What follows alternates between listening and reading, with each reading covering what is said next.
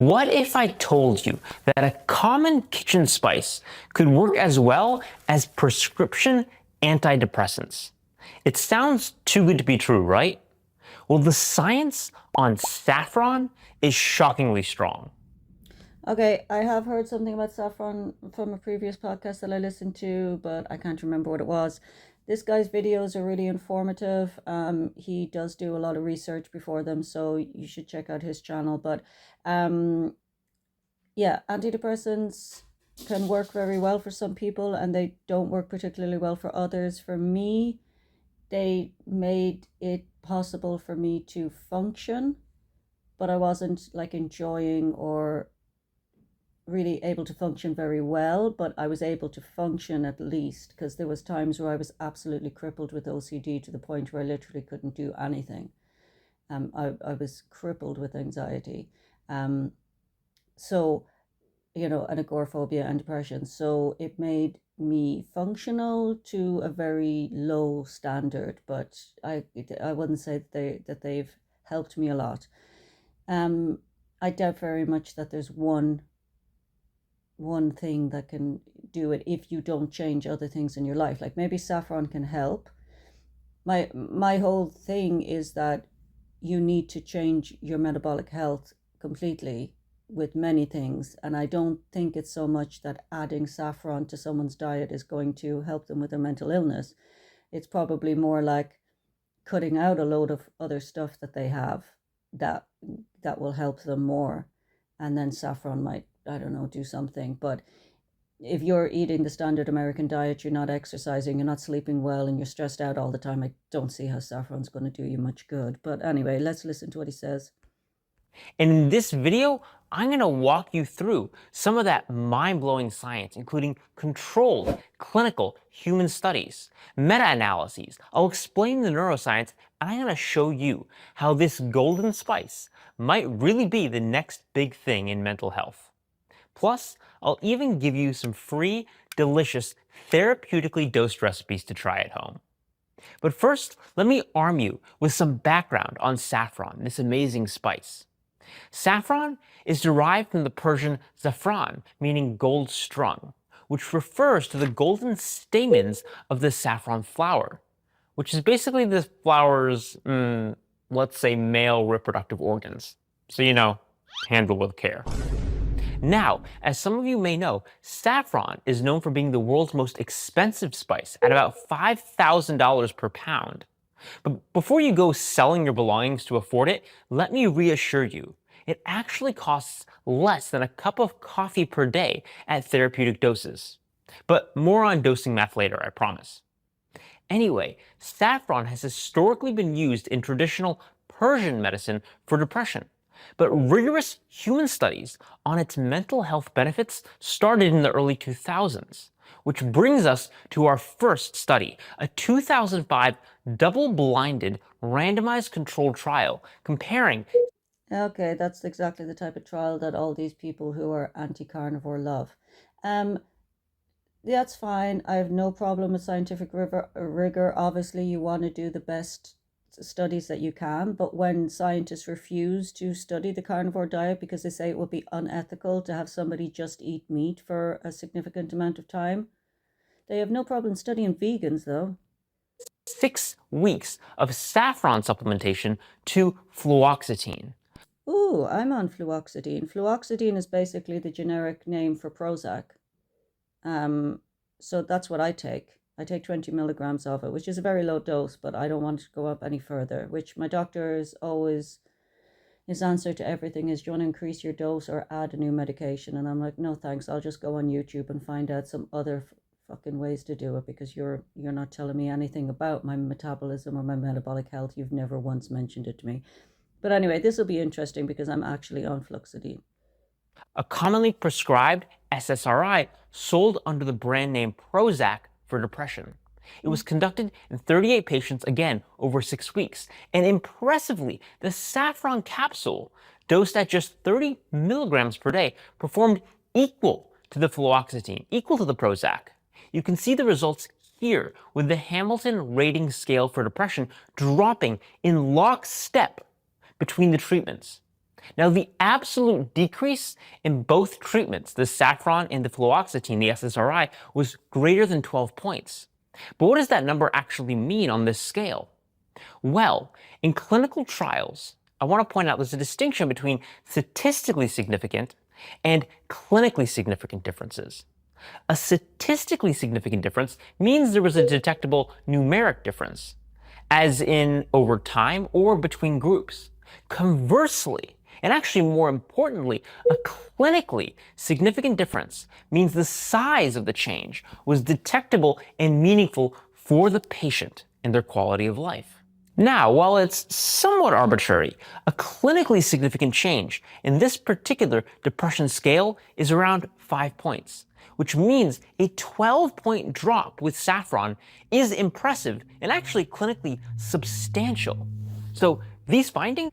I'm guessing that you don't have the side effects of being on Prozac, which is, for me, complete apathy. Like,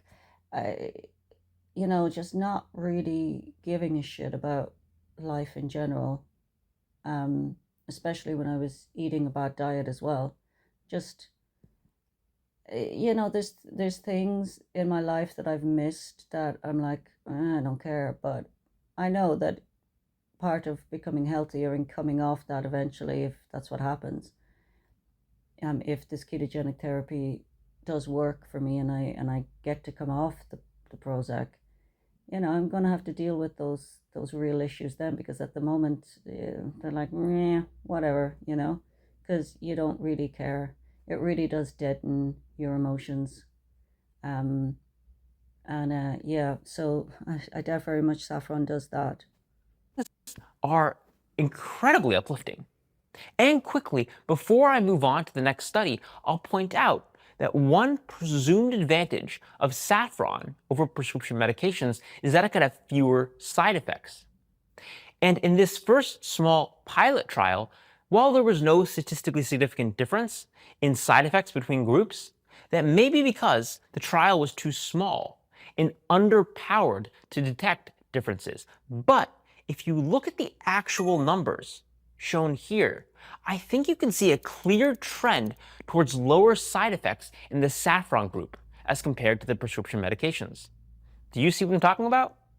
Now, moving on to our second double-blinded randomized controlled human trial, because in science, we like to reproduce our results.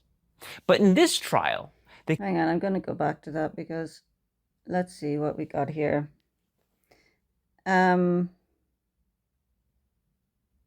Increased degree of sedation, nausea, never had that headache. Yeah, I do get headaches sometimes, but yeah, sexual dysfunction. Yeah, you can forget about having any sort of sexual anything when you're on Prozac, in my opinion. My experience, tremors and sweating, I don't.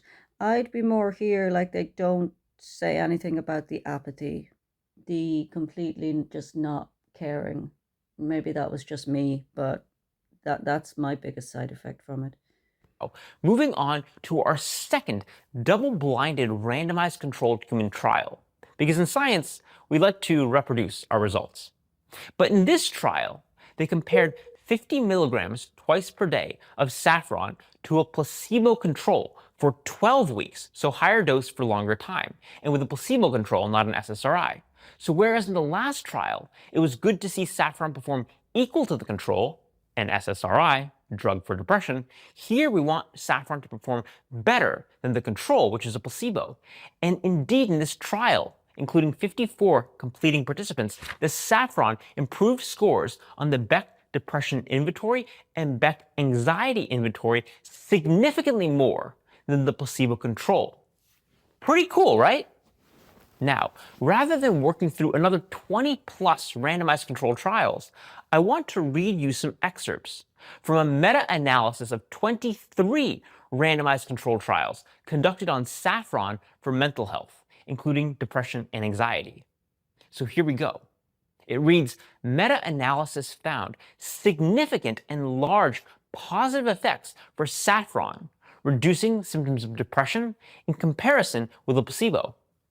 It also reads, when compared to antidepressant medications, like SSRIs, there was no significant difference between saffron and these medications. And finally, the meta-analysis of studies investigated the effects of saffron as an adjunct to pharmacotherapy and reported large, significant benefits from saffron supplementation. So I know that was a little bit jargony. So let me translate those 3 bullets into simpler terms. Saffron's Yes, please do. effects alone were large and positive for mental health.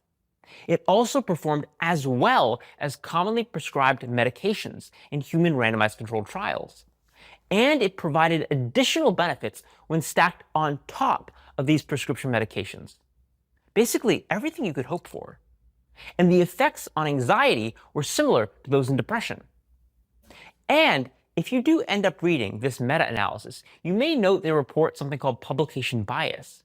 But correcting for publication bias only strengthened the results, increasing the effect of saffron on mental health. And if that last little bit went over your head, just focus on the big picture.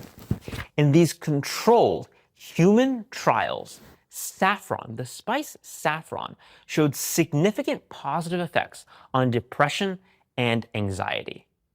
Pretty amazing. Now, I'm sure you're wondering, how? How does saffron work? It's a freaking spice, right? Well, while the exact mechanism isn't worked out, it is known that components of saffron, including crocin, which is responsible for saffron's color, and saffronel, which imparts saffron's aroma, inhibit the reuptake of dopamine and serotonin to boost levels of these critical mood-regulating neurotransmitters in the brain. This is similar to... Okay, but if you've got dysfunctional metabolism, I'm pretty sure that the signals between the neurotransmitters in the brain, like they're not functioning properly anyway. So would that even work? Like if the signals aren't being able to get from one to the other effectively because your brain is inflamed, because you are constantly dosing it full of glucose, will that actually make any difference? Like, what was the metabolic function of the people that they did these tests on? That's what I want to know. Because I think that all of these things are great, but none of them are going to make much of a difference if we're metabolically unhealthy, because we're constantly surrounded by toxins and we're constantly eating toxins. The mechanisms of action of commonly prescribed medications in psychiatry. And saffron also has powerful anti-inflammatory and antioxidant properties, which you can think of as helping to soothe and calm the brain from a metabolic perspective. Saffron can also lower the stress hormone, cortisol, and increase levels of the brain healing factor, brain-derived neurotrophic factor, or BDNF. And of note, at a population level, depression and other mental health disorders are associated with inflammation, oxidative stress, higher levels of stress hormones, and lower BDNF. Yeah, exactly. Inflammation, oxidative stress, all those things are caused by eating too many carbs and dosing your body full of glucose when you're, especially refined, like basically spiking your insulin. It's all caused by the sudden spikes of insulin that you get constantly doing it throughout the day over time. That's your oxidative stress.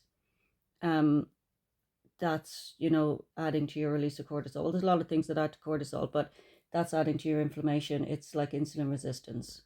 So again, fix your metabolic health, and if you don't have properly functioning mitochondria, is saffron going to make much of a difference here?